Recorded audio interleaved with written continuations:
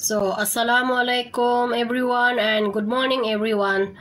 Then today we'll cook Filipino recipe egg adobo, itlog adobo.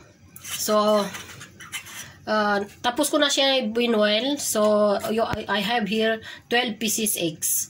So I will cut slowly so not become separate. So first of all I will do it is I fry first this one. After I show you how I will do it.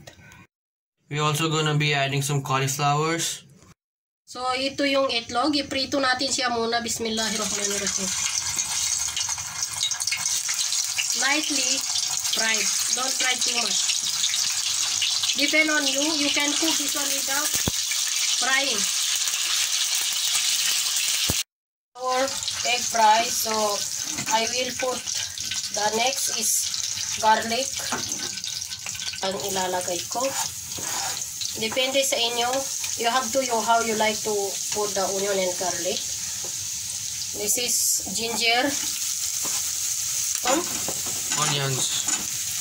So next is Cauliflower. cauliflower.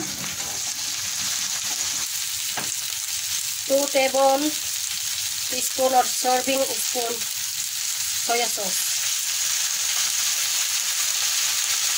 Huwag kayo maglagay ng asin. Don't use the salt if you want to put soya sauce because the soya sauce is already salty. So depend on you if you like to put salt or what.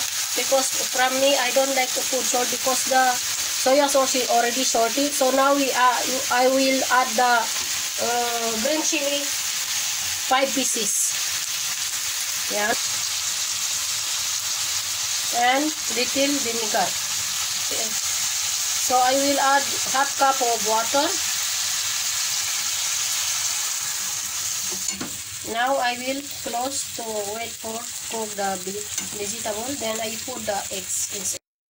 So ilagay na natin yung eggs. Ito na siya.